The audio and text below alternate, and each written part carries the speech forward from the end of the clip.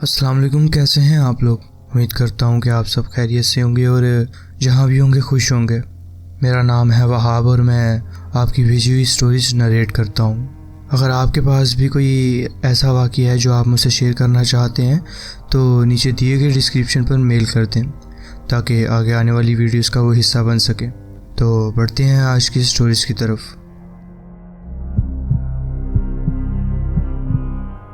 अस्सलाम वालेकुम। बेसमेंट, लेकिन वो ऐसा बेसमेंट नहीं था जैसे लोगों के घरों में होता है, गरम और कंफर्टेबल। ये पुराना था और अंधेरे में गुम था और हमेशा थोड़ा ठंडा रहता था, चाहे गर्मी का मौसम ही क्यों ना हो। सबसे बेहतर तरीका इसका इजहार करने का ये है कि ये जगह हमेशा अजीब महसूस होती थी, जैसे इस घर का इस बेसमेंट से कोई ताल्लुक़ ही नहीं था। जब भी मैं वहाँ होता अजीब सी घबराहट महसूस होती थी और कभी सुकून नहीं मिलता था, लेकिन घर के अंदर बाकी जगह सब ठीक लगता था। एक दिन दोपहर के वक्त मैं बेसमेंट में अकेला खेल रहा था, खामोशी और अंधेरे में। तभी मुझे एक अजीब सा एहसास हुआ, जैसे किसी ने अंधेरे में से मुझे देखा हो। मैं एकदम से रुक गया, मुझे गूज़बम्स आने लगे और मेरा दिल जो कि ज़ोरों से धड़कने लगा। फिर मैंने देखा, पहले तो सिर्फ हरकत महसूस हुई। मेरा बेडरूम का दरवाज़ा बहुत धीरे और आराम से खुल रहा था, बिना किसी आवाज़ के, जबकि वो दरवाज़ा हमेशा चीखता था। उस घर की हर चीज़ चीखती थी, मगर सफ़ा सब कुछ खामोश था और लगता था कि जान बूझ कर हो रहा है ये सब। उस दरवाजे के शीशे पे एक छोटी सी डेकोरेशन लगी होती थी, एक सस्ती सी चीज़ जो हम बचपन में पसंद करते थे, जिसे मेरी बहन और मैंने सक्शन कब से लगाया था। मैं उसी को घूरता रहा, सांस रुकी हुई थी मेरी। फिर वो गिर गई। कोई जानबूझकर नहीं गिरी वो, बल्कि जैसे किसी ने ज़बरदस्ती उसे खींच के गिरा दिया हो। वो ज़मीन पे गिरकर हल्की सी आवाज़ के साथ टकराई। उसी वक्त मेरे अंदर कुछ टूट गया जैसे। मैं भागा, पीछे मुड़ के नहीं देखा मैंने दोबारा। मेरी हिम्मत ही नहीं हुई। मेरे कदम सीढ़ियों पे गूंज रहे थे। मुझे ऐसा महसूस हो रहा था जैसे कोई अजीब सा वजूद मेरे पीछे है, मेरा पीछा कर रहा है।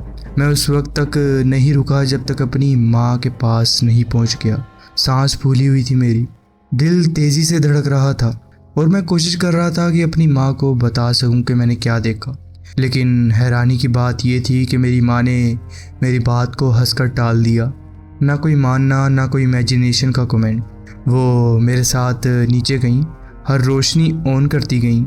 कमरा बिल्कुल वैसा ही था, खामोश, लेकिन मुझे पता था कुछ तो था वहाँ। बाद में पता चला कि मैं अकेला नहीं था यहाँ। सालों तक मुझे वैसे ही महसूस होता रहा, ख़ास तौर पे बेसमेंट के एक हिस्से में, जैसे दीवारों में आंखें हों। वो जैसे मुझे घूरता रहता हो, जैसे कोई दरारों में से मुझे देख रहा हो। एक शाम मेरे वालिद ने भी ऐसी ही चीज़ महसूस की। वो और मेरी माँ डाइनिंग टेबल पे बैठे किसी आम बात पे गुफ्तगू कर रहे थे। तभी मेरे वालिद का चेहरा बदल गया।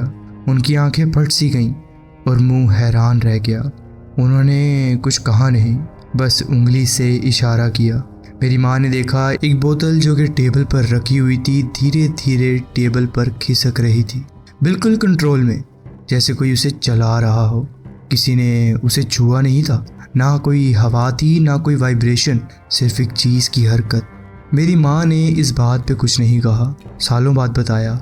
जब कहा तो बताया कि वो बेसमेंट का दरवाज़ा अक्सर खुलते और बंद होते सुनती थी जब घर में कोई नहीं होता था। और नहीं, सिर्फ एक या दो दफ़ा नहीं, बल्कि दिन में और रात में काफ़ी दफ़ा। और कदम की आवाज़ें भी, हल्की, नेप टोल, जैसे कोई अंधेरे में चक्कर काट रहा हो। उन्होंने कहा कि सबसे डरावनी बात ये थी कि ये सब कुछ रैंडम नहीं लगता था, जैसे किसी को होश हो, वो जानबूझकर ऐसी हरकतें कर रहा हो। एक रात मेरी माँ से बर्दाश्त नहीं हुआ, बेसमेंट में दबाव और ज़्यादा बढ़ गया, हवा अजीब सी हो गई। वो अकेली नीचे गई बिना किसी रोशनी के, सिर्फ ऊपर से घर की हल्की सी रोशनी आ रही थी। और वो अंधेरी खामोशी में कमरे के दरमियान में खड़ी होकर सिर्फ एक बात बोली, मुझे नहीं पता तुम क्या हो, लेकिन तुम यहाँ कबूल नहीं। अगर तुमने यहाँ रहना है तो सही तरह रहो, हमें तंग मत करो, और ये हमारा घर महफूज है। अगर तुमने यहाँ से जाना है तो जा सकते हो, उसके बाद वो भारी महसूसत कम होना शुरू हो गई। दरवाज़ा खुलना बंद हो गया, कदम की आवाज़ें ख़त्म हो गईं, जैसे पूरा घर सालों बाद पहली दफ़ा सांस ले रहा हो। कभी पता नहीं चला कि वो क्या था, कोई भूत या उससे भी बुरा। मुझे सिर्फ इतना पता है कि वो यहाँ नहीं होना चाहिए था। और मुझे अभी भी याद आता है वो दरवाज़ा खामोशी में धीरे से खुलना, उसका वो भारी हवा और वो बोतल का हिलना, जैसे कोई सिर्फ ये देख रहा हो कि वो कितनी दूर तक जा सकता है। मुझे नहीं लगता कि वो दिखाई देना चाहता था, लेकिन जब वो दिखाई दिया तो वो वापस नहीं जाना चाहता था। खुशी है कि सब कुछ रुक गया और हमारा घर अब महफूज है पूरे मुकम्मल तरीके से। ये था मेरा एक वाक़या जो मैं आपके साथ शेयर करना चाहता था। जी बहुत बहुत शुक्रिया, आपने अपनी कहानी हमारे साथ शेयर की। बढ़ते हैं अपनी नेक्स्ट स्टोरी की तरफ।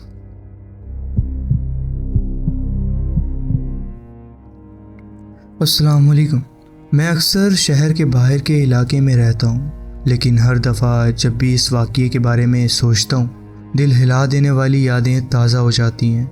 मैं अभी तक हैरान हूँ जो मैंने देखा, और जब भी ये कहानी सुनाता हूँ लोग यकीन नहीं करते।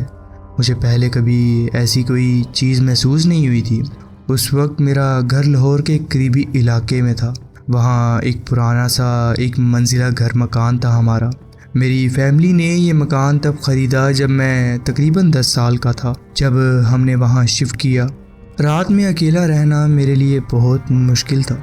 अजीब सा लगता था जैसे कोई मुझे घूर रहा हो। मेरे ख्वाब भी अजीब से और बहुत ही वाजिया होते थे। घर का नक्शा कुछ यूँ था कि ड्राइंग रूम और डाइनिंग रूम की एक ही जगह थी, और उसी में से किचन का एक दरवाज़ा निकलता था। किचन के अंदर एक पेंट्री थी जिसका स्लाइडिंग दरवाज़ा था। जब भी ये दरवाज़ा खुलता मुझे वो घूरती नज़र और ज़्यादा महसूस होती थी। मुझे पूरी तरह यकीन था ये घर किसी रूह या कुछ और से मुतासिर था। ये वाक़या तब का है जब मैं 14 साल का हो चुका था। घर में एक पुरानी मेज़ थी जिसके नीचे मेरा कुत्ता बैठा करता था। उसकी तबीयत उस वक्त काफ़ी ख़राब थी, जिसकी वजह से मैं उसे देखने गया। उसे ठीक देखकर और ये देखकर कि अब्बा सोफ़ा पर सोए हुए हैं, मैं भी जो मेज़ थी उसके साइड पर नीचे बैठ गया अपने कुत्ते के साथ। मुझे पता है ये अजीब है, लेकिन मैं बचपन में वाकई थोड़ा अजीब सा बच्चा था। टीवी बंद था और मैंने अपने हेडफोन्स लगाए और हल्की सी मौसीकी सुननी शुरू की। मैं अपने कुत्ते का सिर थपथपा रहा था कि अचानक उसने अपना सिर उठाया। मैंने भी सिर उठाया और हेडफोन्स निकाले। हमारे बिल्कुल सामने एक शख्सियत खड़ी। वो चीज़ अजीब सी थी, दोनों तरफ एक झटका सा था जैसे उसे भी हैरानी हुई हो। वो कुछ इस तरह की थी कि जैसे पुरानी टीवी की स्टैटिक स्क्रीन हो, सफ़ेद और स्याह डॉट्स हिलते हुए। आँखों का पता मुश्किल से चलता था, लेकिन मुझे महसूस हुआ कि वो मुझे देख रही है। फिर उसने अपना चेहरा मोड़ा और धीरे धीरे गायब हो गई। मैं फ़ौरन मेज़ के नीचे से निकलकर भागकर अब्बा के पास गया। इस दफ़ा वो जाग चुके थे। पहले तो उन्होंने कहा कि उन्होंने कुछ नहीं देखा, लेकिन बाद में उन्होंने कबूल किया कि हाँ, उन्होंने भी वो चीज़ देखी थी। मुझे कहा गया कि उसे नज़रअंदाज कर दूं, लेकिन मैं उस चीज़ का कोई भी अक्लमंदाना सबब नहीं सोच सका। मुझे समझ नहीं आया कि वो स्टैटिक जैसा क्यों था और क्यों उसमें और मुझ में एक ही वक्त में हैरानी थी। जब मैं उस वक्त को याद करता हूँ तो कभी कभी ये सब कुछ बेवजह सा लगता है, लेकिन वो घूरती नज़र की फीलिंग असली थी। और कुछ साल बाद मेरी फैमिली ने वो घर छोड़ दिया। उस दिन के बाद कभी मेरे साथ कुछ ऐसा वाक़या नहीं हुआ। शुक्र है अल्लाह का, अब मैं ठीक हूँ और महफूज हूँ। ये था मेरा एक वाक़या जो मैं आपके साथ शेयर करना चाहता था। जी बहुत बहुत शुक्रिया, आपने अपनी कहानी हमारे साथ शेयर की। पढ़ते हैं अपनी नेक्स्ट स्टोरी की तरफ।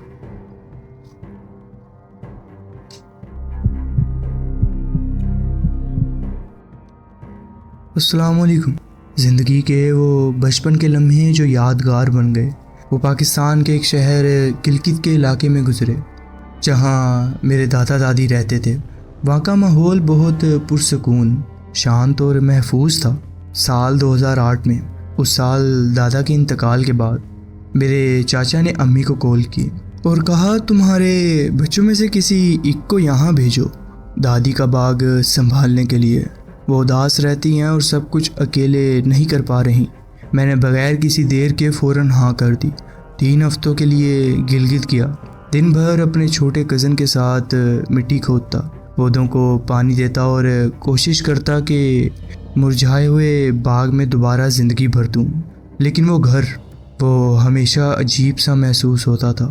90-50 के करीब बनाया गया था और कई मर्तबा दरियाई सैलाब से गुजरा था। फर्श वहाँ का तो ऐसे लगता था जैसे थक सा गया हो। हर कदम पर चीखता, जैसे अंदर कई राज छुपाए बैठा हो। घर के सामने का लॉन इतना बड़ा था कि लोग कभी कभी उसे पार्क समझ लेते थे, लेकिन कोई कभी वहाँ देर तक रुकता नहीं था। फिर था वो बेसमेंट, 20 से 30 सीढ़ियाँ नीचे ले जाने वाली, पतली और चीखती हुई, जो एक आम बेसमेंट से बहुत गहरी थी। वो पूरे घर के नीचे फैली हुई थी, असल मंजिल से भी बड़ी। सिर्फ उसका साइज ही नहीं, उसकी महसूसियत भी अजीब थी। ठंडा, बेजान और सांस लेना भी मुश्किल था वहाँ पर। जैसे हवा वहाँ ऐसी थी जैसे सालों से कैद हो। वहाँ पुरानी गुजरी हुई चीज़ें रखी थीं, पुरानी गुड़ियाँ, खिलौने जो 97 के आसपास के थे, जैसे किसी के वापस आने का इंतज़ार कर रहे हो वो। लेकिन मैं उस वक्त 16 साल का था और दादी ने मेरे लिए बेसमेंट में छोटी सी अपार्टमेंट जैसी जगह बना दी थी। छोटी थी लेकिन अपनी जगह थी, अच्छी लगती थी, जब तक पहली रात नहीं आई। मैं अचानक जाग गया, कोई ख्वाब नहीं, कोई आवाज़ नहीं, बस अचानक आँख खुली। अंधेरे में घड़ी की लाल रोशनी में चमक देखी। बिल्कुल ठीक 3 बज रहे थे। आंखें झपकाई और महसूस किया कुछ अजीब था। बिस्तर बिल्कुल ठीक था, शीट्स बिल्कुल टाइट, कॉर्नर्स बिल्कुल ठीक, जैसे रात भर हिला ही ना हूँ मैं, जैसे किसी ने मुझे बस उठाकर वहाँ लिटा दिया हो। फिर वो ठंड महसूस हुई, ऐसी ठंड नहीं कि कंबल ओढ़ना पड़े, ना ही बर्फानी तूफान वाली। ये तो ऐसी ठंड थी जैसे कब्र की हो। ये तो ऐसी ठंड थी जो कि बहुत ही अजीब थी, जो सीधा हड्डियों तक उतर रही थी। सांस लेने पर धुंध हवा में तैरती थी। बेडशीट सख्त हो गई थी, दांत आपस में टकराने लगे। मैं गोल होकर लेट गया, लेकिन फ़ायदा नहीं हुआ। हर तरफ सिर्फ खामोशी थी, ऐसी खामोशी जो सिर्फ आवाज़ों की नहीं, ज़िंदगी की भी कमी हो। ना किसी पाइप की आवाज़, ना खिड़कियों से गुजरती हवा, ना पुराने घर की चीख। हर कोने में अंधेरा हिलता हुआ महसूस हुआ था, या शायद मुझे लगता था। लेकिन जितना ज़्यादा देखता उतना ही यकीन होता कि मुझे कोई देख रहा है। बस उसी वक्त मैं टूट गया, बिस्तर का कंबल उछाला, तकिया उठाया और भाग गया। वो कॉरिडोर सिर्फ 10 फुट लंबा था, लेकिन उस वक्त लग रहा था जैसे ख़त्म ही ना हो रहा हो। हर कदम डर के खिलाफ जंग थी। जब मैंने वहाँ से कदम बाहर रखा तो हरारत वापस नॉर्मल हुई, लेकिन मैं नहीं रुका। सीढ़ियों की तरफ भागा, फिसला, नीचे गिरा और पहलू में दर्द भर गया। फिर भी रुका नहीं, घसीटता हुआ जैसे कोई मेरी पीठ पर था। सीढ़ियों पर पैर टकरा गया, लकड़ी पर नाखून रगड़ते हुए ऊपर की तरफ चढ़ गया और सिर्फ तब रुका जब ऊपर लाउंज में काउंच तक पहुंच गया, जहां सांस लेना मुश्किल हो गया था। सुबह दादी ने मुझे वहां देखा, मुस्कुराई और बोली, तुम्हें वहाँ नीचे अच्छा नहीं लगा क्या? मैं कमज़ोर सी हंसी में हंसा और कहा, हाँ, मुझे ऊपर ही अच्छा लगता है बस। सालों तक मैं खुद को ये कहता रहा, मैं सिर्फ घबरा गया था। बेसमेंट वाकई डरावना था, लेकिन शायद मैं सिर्फ थक गया था, या कोई अजीब सा ख्वाब था। उस रात के बाद मैंने कभी किसी चेहरे को नहीं देखा, ना ही कोई साया, लेकिन महसूस करता रहा कि कोई था और वो मुझे बताना चाहता था कि मैं अकेला नहीं हूँ। खुशी है कि मुझे वहाँ ज़्यादा देर रुकना नहीं पड़ा, वरना शायद वो कुछ और दिखाता मुझे, कुछ और बताता मुझे। ये था मेरा वाक़या जो मैं आपके साथ शेयर करना चाहता था। जी बहुत बहुत शुक्रिया, आपने अपनी कहानी हमारे साथ शेयर की। पढ़ते हैं अपनी नेक्स्ट स्टोरी की तरफ। अस्सलाम वालेकुम। गर्मियों का मौसम में 2022 में तकरीबन मैंने अपनी यूनिवर्सिटी में एक समर क्लास लेने का फ़ैसला किया। इसका मकसद ये था कि मैं अपने कुछ कोर्स के क्रेडिट्स जल्दी मुकम्मल कर लूँ। मैंने हिस्ट्री का सब्जेक्ट चूज़ किया। इस क्लास के दौरान मेरे प्रोफेसर ने एक प्रोजेक्ट दिया कि मैं पाकिस्तान के किसी तारीख़ी मकाम का दौरा करूं, क्योंकि मेरी यूनिवर्सिटी पंजाब के इलाके रावलपिंडी में थी और उस मकाम के बारे में एक रिपोर्ट लिखूं कि वो तारीख़ी तौर पर कितना अहम है। इत्तेफाक से मुझे ऑनलाइन मालूम हुआ कि रावलपिंडी के बाहर टैक्सीला के करीब एक पुराना किला मौजूद है जो 1857 की जंग आज़ादी के दौर का है। अब उस किले को एक पार्क में तब्दील कर दिया गया है और ये जगह मेरी यूनिवर्सिटी से सिर्फ 50 मिनट की दूरी पर थी, यानी थोड़ी ही ड्राइव करके जाना पड़ना था मुझे। ये मेरे लिए बेहतरीन था क्योंकि मैं क्लास के बाद आसानी से वहाँ जा सकता था और प्रोजेक्ट पर काम शुरू कर सकता था। जब मैं वहाँ गया तो हर चीज़ बिल्कुल मामूल के मुताबिक थी। वहाँ एक प्लेग्राउंड था, चलने के रास्ते थे और रास्ते के इर्द गिर्द जंग के हवाले से मालूमाती बोर्ड्स लगे हुए थे जो बताते थे कि वो किला किस तरह और उस वक्त किस तरह इस्तेमाल हुआ। मेरे जहन के किसी कोने में मुझे एहसास था कि शायद वहाँ उस दौर के कुछ रूहें मौजूद हों, मगर मैंने खुद को इस एहसास से दूर नहीं किया और डरने की कोशिश भी नहीं की, बल्कि मैं तो शायद चाह रहा था कि ऐसा हो और ये मेरी गलत फहमी थी। बल्कि ऐसा महसूस हुआ जैसे मैंने खुद को किसी भी तजुर्बे के लिए खुला छोड़ दिया हो। मैंने वहाँ घूम फिर कर कुछ तस्वीर ली और मुझे कोई अजीब या गैर मामूली चीज़ महसूस नहीं हुई।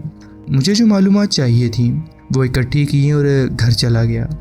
शायद उसी रात या अगले दिन मुझे पहली दफ़ा कुछ अजीब महसूस हुआ। जब मैं सोने की कोशिश कर रहा था तो अचानक मेरे जहन में एक नाम गूंज उठा। ये नाम मेरे लिए बिल्कुल अजनबी था। सुनाई दिया जैसे ये बहुत ही पुराने ज़माने का नाम हो और मेरे ख़ानदान में भी शायद किसी का ये नाम नहीं था।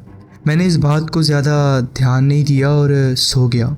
लेकिन अगली सुबह जब मुझे वो अजीब नाम याद रहा, इसलिए सिर्फ क्यूरियोसिटी में मैंने उस नाम को गूगल पर सर्च किया।